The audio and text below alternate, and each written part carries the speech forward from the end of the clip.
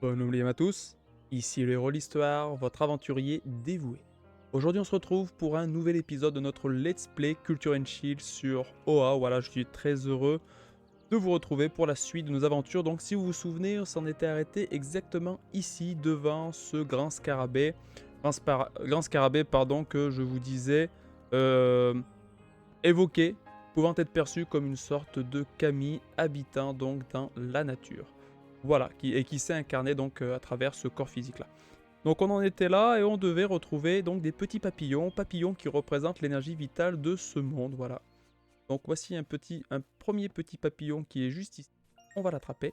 Donc voilà, donc très heureux bien sûr de vous retrouver, très heureux de continuer notre aventure ensemble. J'espère que vous allez bien et je vous invite donc à chiller avec moi paisiblement en suivant cette aventure qui est très, comment dire, apaisante, qui est très... Ce jeu, il apporte beaucoup de sérénité en fait. Quand on joue, on se détend, on est juste content d'être là et d'avoir la chance de jouer à un jeu comme celui-ci.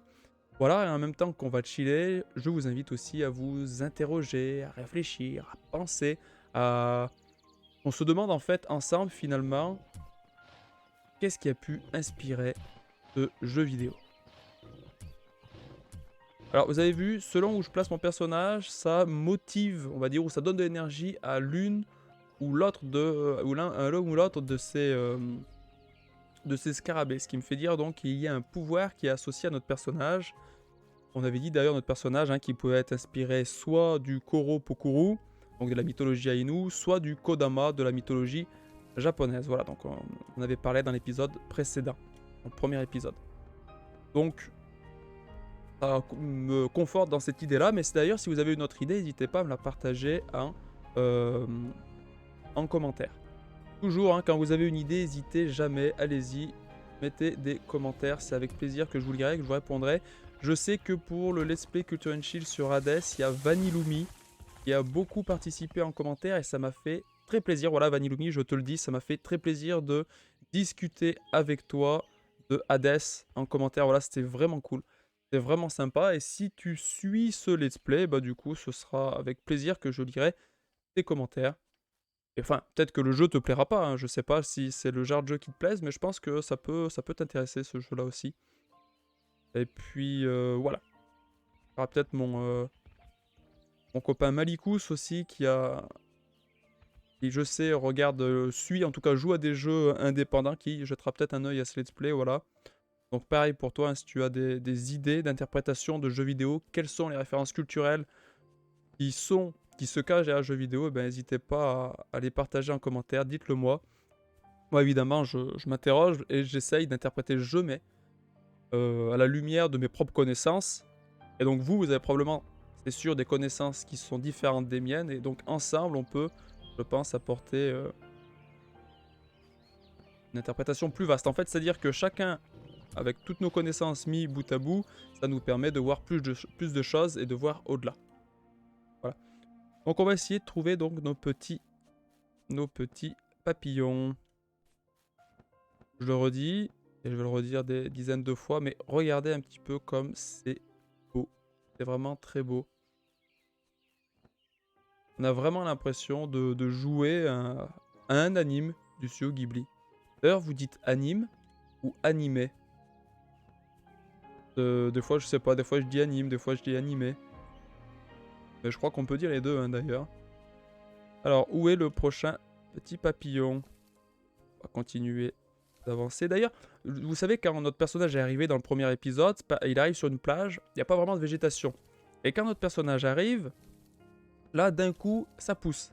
La végétation s'active. Et là, regardez, à chaque fois qu'on s'approche, hop, ça fait apparaître des feuilles. Donc, je continue de penser que notre personnage est associé.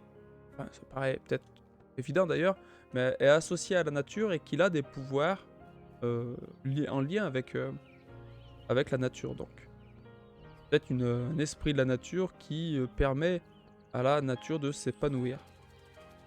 Hop, encore une créature technologique qui est menaçante, qui attaque notre personnage. Alors je sais pas si vous l'avez remarqué, mais notre personnage ne peut pas mourir. Il n'y a pas la possibilité d'être tué ou d'être battu. Regardez, s'il me touche, ça me fait pas mal à proprement parler. Et donc du coup, je vous avais dit, quand il y a des éléments technologiques, une technologie menaçante, et ça rappelle donc le clivage hein, qui est souvent mis en évidence par le studio Ghibli et notamment par Hayao Miyazaki, le clivage entre une technologie menaçante et une nature sacrée. Alors, on va faire venir le petit scarabée jusqu'ici, hop, on monte dessus. Donc je vous l'avais dit, hein, le scarabée est-il potentiellement inspiré par les Omu de Nausicaa, de la vallée du vent? Je sais pas, c'était une idée comme ça, peut-être une autre référence hein, derrière le scarabée, faudrait voir. Alors, moi, j'aurais pas la force de le pousser. En revanche, notre petit copain, le scarabée, va pouvoir nous aider. Je vais me mettre ici. Ah non, je pensais que je vais le faire venir jusqu'à nous. Hop, bien. Allez, oui, cool. Super, donc il pousse cette espèce de rocher qui va nous permettre... Hop, je me suis trop éloigné, non? Non, ah non, mais ça passe. Avec le double saut, ça passe. Impeccable. Alors, on continue. Où est-ce qu'on est par rapport à la carte? On n'est pas loin de cette espèce d'étoile. Je sais même plus à quoi correspondent les étoiles. Ah oui, d'accord. J'en ai pas assez pour l'éclairer. Ouais, mais on en a pas assez. Ok. Alors, qu'est-ce que ça fait? Oh, ça fait pousser une branche, donc. Une branche. Enfin, l'un de ces bois, quoi. Vu que le scarabée, il a des espèces de bois, je lui fais pousser un bois. Ça nous permettra peut-être d'accéder à des nouvelles zones qui, autrement, auraient été... comment dire?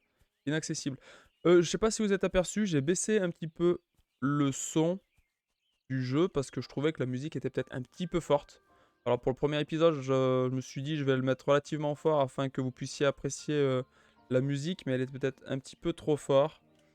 Je l'ai baissé à voir à la fin de cet épisode parce que du coup je verrai si c'est trop fort sur cet épisode, enfin trop fort ou pas assez fort, et j'ajusterai pour le troisième épisode. Voilà, on verra bien. Alors attendez. Donc où suis-je? Ici. Bon, ben je suis un petit peu coincé. Je sais pas exactement ce que je dois faire, mais je vais finir par trouver. Hein. Comme je vous l'ai dit, le jeu, je l'ai déjà fait, mais je me souviens plus exactement de ce qu'il faut faire. Alors attendez, lui, on va lui demander d'aller dans ce sens-là. Je vais me mettre ici, je fais mon double saut. Donc on y est déjà allé tout à l'heure, mais bon. J'ai dû rater quelque chose, je pense. Alors je remonte sur cette feuille, sur celle-ci. Hop. Avec mes petits papillons qui continuent de me suivre. Et on va sûrement trouver... Tout à l'heure, j'ai dû pas assez gratter de ce côté-là. Je pense que c'est un élément. Hop. Voilà, donc on arrive ici. Alors. Et là, il y a un espèce de... Eh non, non, je suis coincé ici. Hein. Une fois que j'arrive là, je vois pas comment je peux faire. Je mets la carte. Non, je viens de passer ici. Et je vois... Je pense que la branche peut peut-être être cassée, mais en tout cas, pour l'instant, je ne peux pas. Donc je vais continuer. En tout cas, cette ambiance là dans la forêt, je repense à Nausicaa, la vallée du vent. On a vu aussi des espèces de pilules gigantesques avec des scarabées donc gigantesques. Enfin, gigantesques par rapport à notre personnage qui a l'air d'être très petit. Donc, si ça se trouve, à côté de quelque chose de plus grand, forcément, ce sera plus petit quoi. À taille humaine, je veux dire, ce sera probablement plus petit. Mais ça fait quand même penser à l'ambiance qu'on a un petit peu dans Nausicaa. Juste la différence, c'est que cette forêt n'a pas l'air toxique. Au contraire, elle a l'air d'être plutôt saine. Et tout ce vert d'ailleurs est très très apaisant, ça fait plaisir à voir. Oh, ah mais on peut passer par là, ok. Donc j'avais raté cet endroit là, je m'en suis pas soucié au départ. Ok, donc super. Là on va sûrement découvrir un nouveau passage qui va nous permettre de récupérer potentiellement les papillons qui nous manquent. D'ailleurs, pourquoi le papillon? Pourquoi ils ont choisi le papillon pour représenter l'énergie de ce monde? Est-ce qu'il y a le papillon, je sais pas, une, une métaphore de l'énergie vitale? Pourquoi le papillon? Quelqu'un a une idée sur pourquoi le papillon pour représenter l'énergie vitale? Allez-y. Je vous écouterai avec plaisir. Donc, attendez, je mets la pause. Enfin, je mets la pause. Je mets la carte. Donc, il y a un papillon là-bas. Donc, faut que je me méfie. Parce qu'il va vouloir m'assommer. Cette espèce de scarabée rouge, un petit peu violent. Il a fait tomber l'arbre. D'ailleurs, on dirait que c'est lui qui a cassé la branche. Alors, hop, on saute, on va par là. Où est-ce qu'on en est? Les papillons sont pas loin. Là, il nous en manque que deux. On va potentiellement bientôt Ah, bah du coup, là, ça va probablement faire grandir son deuxième bois. Oui. Ah, il est éclairé en entier. Pourtant, il nous manque deux papillons, hein, que je sache. Bon, on va aller les récupérer rapidement. Ah, ça a réveillé le scarabée quand même. Ok, il nous manque deux papillons, mais le scarabée est tout de même réveillé. Ok, bon, on va y aller. Comment il s'appelle? Parler au patron. Ok, allons-y. Au fait, vous êtes demandé, vous, ce que ça veut dire OA. Voilà, le jeu s'appelle OA. H-O-A. Peut-être que ça se prononce OA d'ailleurs. Je sais pas, moi je prononce OA en tout cas. Et donc moi je me suis interrogé et je me suis dit mais comment trouver ce que signifie OA parce que je sais pas dans quelle langue ça a été écrit. Alors j'ai tapé OA sur Google Traduction et j'ai mis détecter la langue. A priori OA ça serait du vietnamien et ça veut dire fleur. Ça aurait du sens hein. Donc j'y réfléchis, je me dis pourquoi pas OA qui voudrait dire fleur, je trouve que ça aurait du sens. Que notre petit personnage est lié à la nature et fait fleurir et oui, fait fleurir d'une certaine manière certains éléments quand on passe proche des fleurs ou ça fait pousser pousser des plantes donc pourquoi pas. Alors attendez, j'arrive pas à passer là. Non mais je pense pas que ce soit comme ça hein, qu'il faut que je fasse. Bon, alors comment vais-je faire? Je vais peut-être aller parler au monsieur en bas, à la créature. Alors, est-ce vraiment toi? Tu as tellement grandi. À l'époque, nous avons essayé de les retenir, pour vous permettre de vous enfuir. Ta famille a pu t'emmener à la tribu des rochers. Pour atteindre son royaume, il te faudra pouvoir pousser des charges lourdes. Amène-moi 5 papillons et je pourrai t'apprendre comment. Ok. Ben, en fait, moi j'aimerais bien monter sur tes bois, mais je ne sais pas comment faire. Attendez, peut-être que je peux passer à travers le bois, non? Ah bah oui, on passe à travers. Bah j'aurais pu rester longtemps à chercher. Regardez, on peut passer derrière le décor en fait. J'y avais... Enfin, je n'y pensais que maintenant. Heureusement que j'en suis aperçu parce que j'allais chercher pendant un bon moment. Pour rien. Ok, cool. Donc là, on va vite pouvoir récupérer les deux papillons qui nous manquent. Alors, ce papillon-là. Et maintenant, on va chercher ce papillon-là. Et voilà. Cool. Allez, on redescend. On va récupérer notre nouveau pouvoir grâce à nos papillons. En avant. Et on continue à chaque fois. Hein. Chaque fois que je joue, chaque fois que je passe un bon moment, j'essaye de me concentrer en pleine conscience sur l'instant présent. Je me concentre sur ma respiration et j'essaye justement d'apprécier ce que je suis en train de faire à sa juste valeur. 5 papillons, c'est le moment d'apprendre à pousser.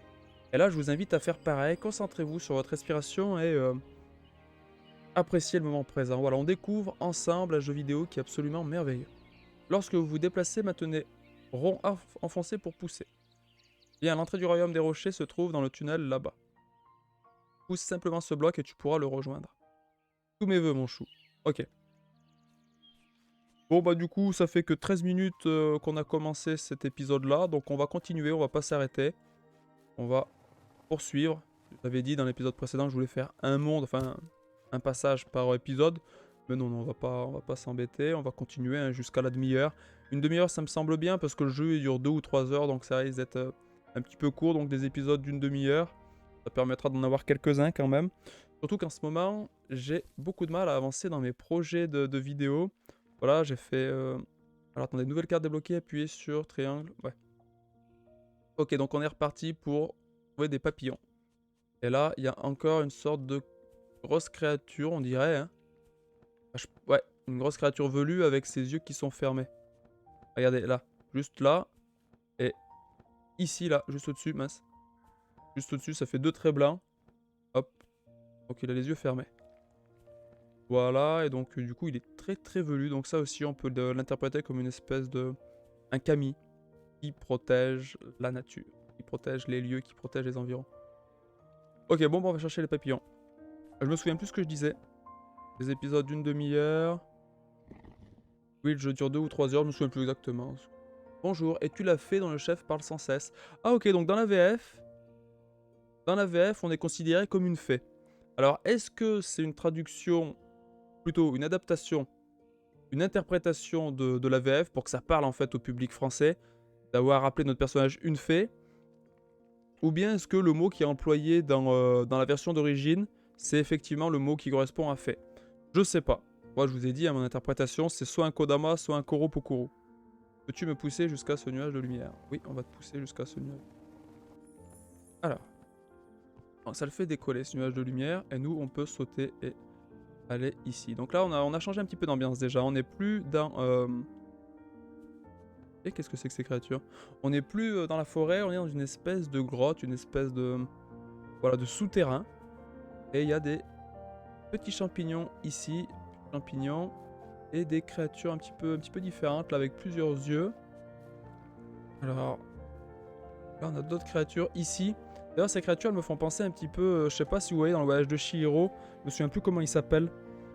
Cette espèce de petite boule de poils noirs ou des petites boules de suif, je sais pas, des petites boules de charbon je veux dire, noires. Ils portent du charbon, non plutôt des espèces de petites boules de poils, enfin je sais pas si vous voyez. C'est quand Chihiro arrive, elle travaille pour les bains donc, de la sorcière Yubaba, et elle rejoint une espèce de personnage qui a plusieurs bras et qui alimente le feu pour chauffer les bains. Et il y a des espèces de petites créatures qui ressemblent à ça, je sais pas si vous voyez de quoi je parle. Bon, on va visiter, où est-ce qu'on est? Ici. Ok. Donc ça, on sait qu'on peut le pousser, et si on le pousse au niveau des petites lumières, ça le fait décoller. Hop, on y va. En avant.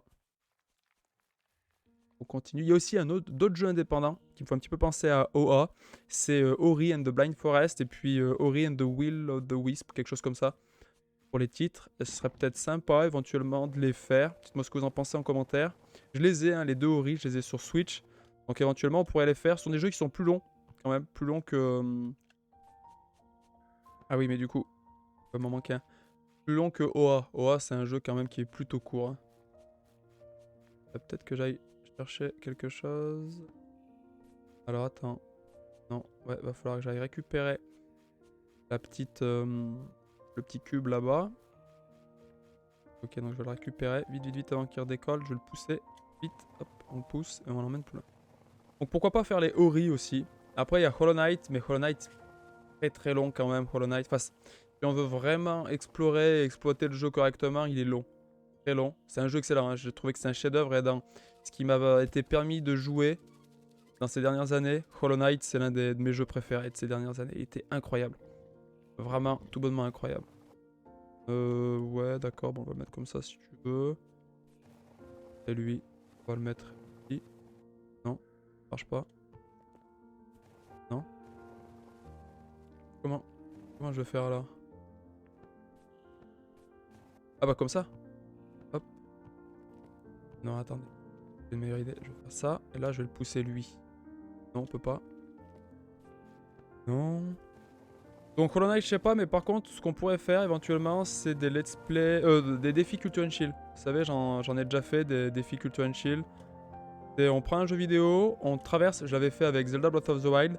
On prend donc, j'ai pris Zelda, j'ai traversé toute la carte de Zelda. L'objectif, le défi, c'était de découvrir un maximum de références culturelles qui se cachaient dans notre traversée de la carte de Zelda Breath of the Wild. Et donc je pourrais peut-être faire un défi, à défaut de faire un let's play Culture and Chill, pourquoi pas faire un défi Culture and Chill sur Hollow Knight. Je traverserai la carte donc de tout en haut à droite, pourquoi pas jusqu'à tout en bas à gauche, et essayer de voir ce qu'on peut découvrir en faisant ça. Donc voilà, ça pourrait être...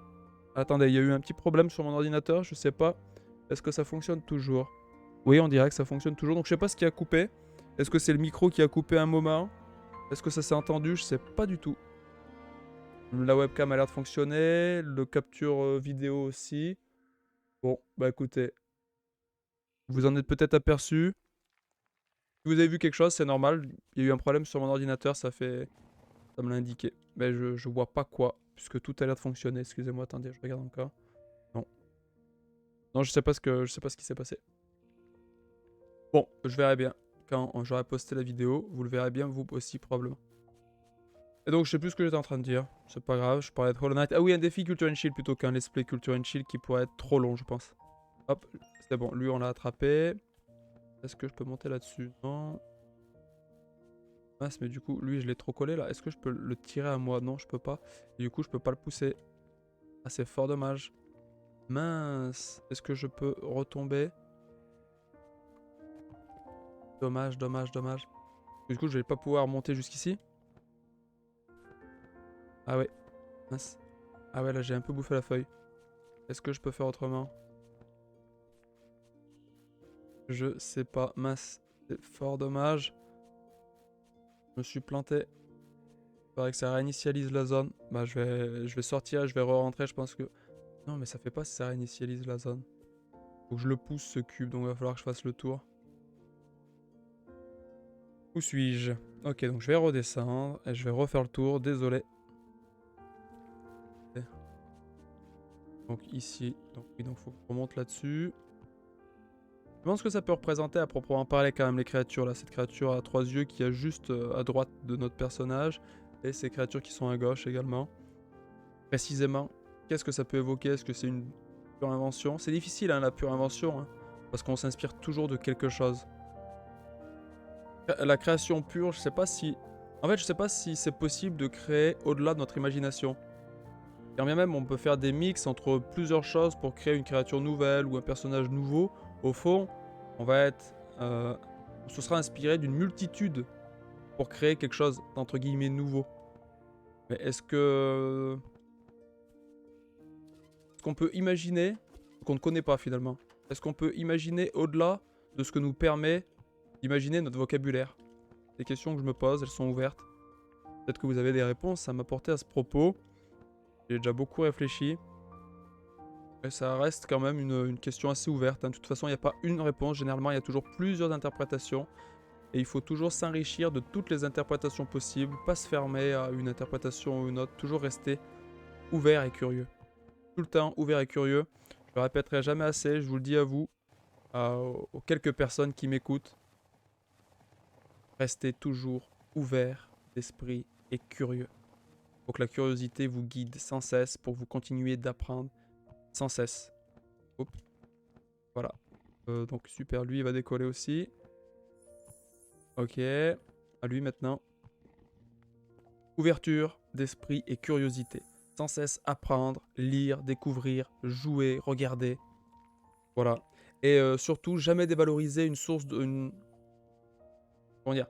Jamais dévaloriser une culture ou une autre. C'est-à-dire que il y a la culture classique, on va dire, avec certains auteurs que tout le monde considérera comme classiques.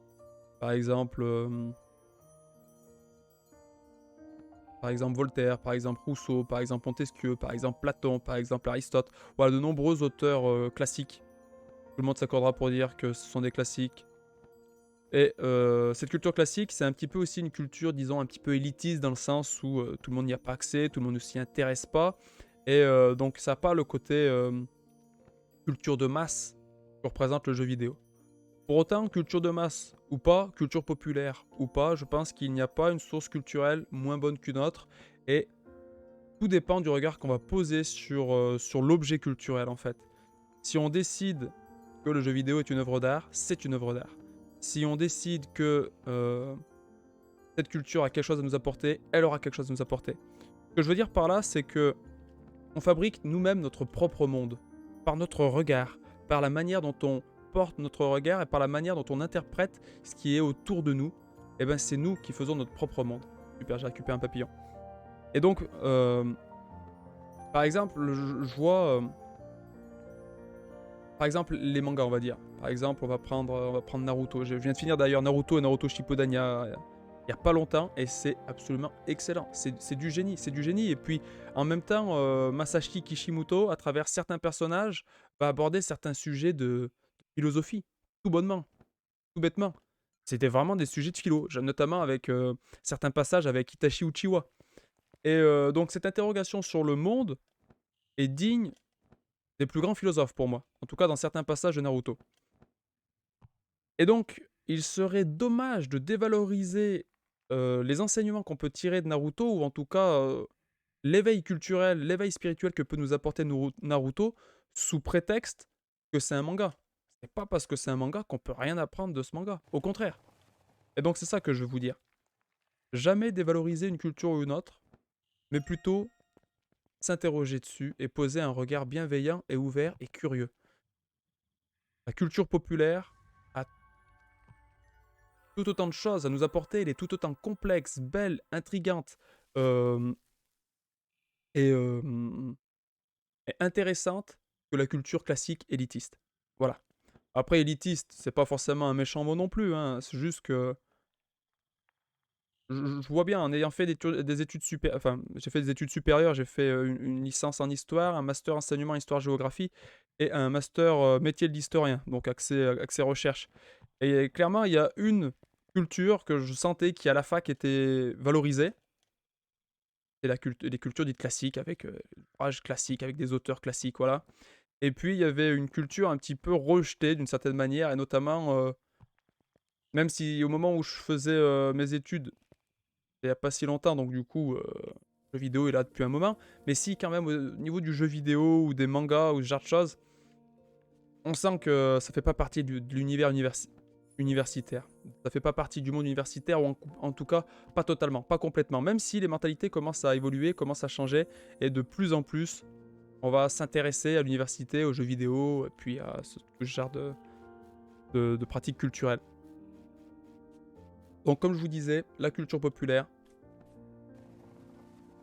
très intéressante, intrigante. C'est juste à nous de poser un regard nouveau, un regard neuf, un regard éclairé par la culture, un regard pardon, éveillé pour s'intéresser, voilà, pour s'intéresser pleinement à ces univers-là. Voilà, je sais pas si je suis clair, j'espère que vous avez compris plus ou moins ce que je voulais dire. Je pense que oui, j'ai passé de longues minutes dessus.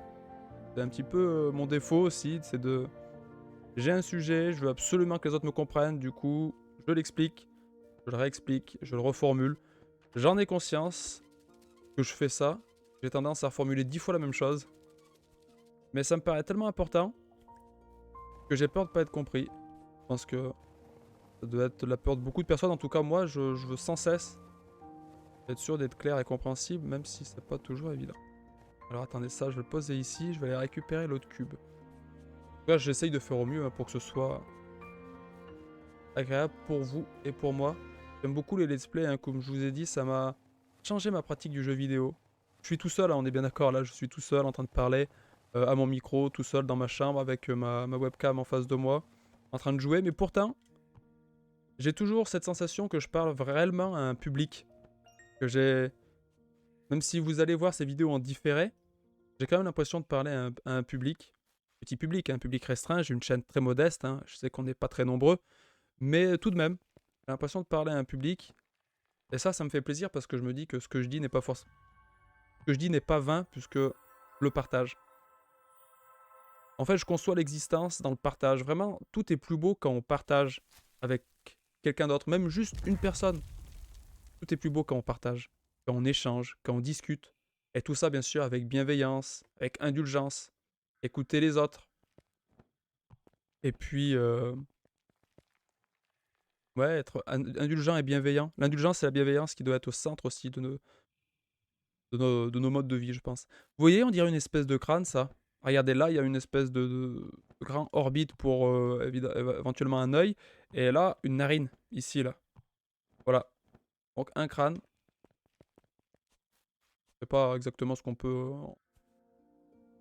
tirer de ce crâne, comment on peut l'interpréter, mais voilà. Donc je vais retourner voir notre copain. Notre copain qui était là-bas. C'était quoi déjà? Oui, une espèce de créature pleine de poils. Alors allons-y. Donc on est bientôt à la demi-heure. Là, je vois qu'on est à 29 minutes. Alors attendez, il faut que je récupère ça. Donc je pense qu'on va parler avec le chef de la zone. Avec, hop, se poser. Ou cette espèce de gros cube. D'ailleurs, ce cube qui ressemble à un œuf de Yoshi, mais carré. Les œufs de Yoshi sont représentés blancs avec des taches vertes aussi, si je me souviens bien. Alors allons-y. On va voir ce qu'il va nous apprendre, lui. Est-ce qu'on en est? On est pas loin là, je pense. Ouais, ensuite, je crois qu'il faut aller à gauche. Suivi de mes petits papillons. Et allons-y. Donc, attendez, ouais, on y est presque. Juste à côté. Cool. Donc nous voici et on va voir ce que va nous raconter ce personnage-là. Qui est vraiment charmant lui aussi, je trouve. J'aime bien son apparence, quoi. Il fait gros nounours un petit peu. Je n'espérais pas te revoir un jour. À l'époque, ta famille a dû t'amener à nous, juste avant de se faire capturer. Ok. Nous avons tâché de te cacher de ces créatures de métal, donc toujours cette technologie menaçante qui est un thème cher au studio Ghibli, dont une a fini par te trouver. Heureusement, il est arrivé à temps. Il est arrivé à temps, qui ça? Tu veux le trouver? Va voir les coccinelles. 5 papillons, c'est le moment d'apprendre à pilonner. Pilonner sur les surfaces rebondissantes comme les feuilles de lierre, les robots fait rebondir plus haut. Ok, donc on apprend un nouveau pouvoir. Alors, ok, sauter puis appuyer sur... Ok. L'entrée du pays des coccinelles est à l'autre bout de cette grotte. Pilonne sur ces feuilles de lierre, ok, pour l'atteindre. Ok d'ailleurs, d'accord, je vois. Bonne chance mon chou, c'était un plaisir de te revoir. Donc tout le monde a l'air de nous connaître, hein, et il y a eu une histoire qui s'est passée, donc potentiellement ces espèces de créatures de métal dont ils parlent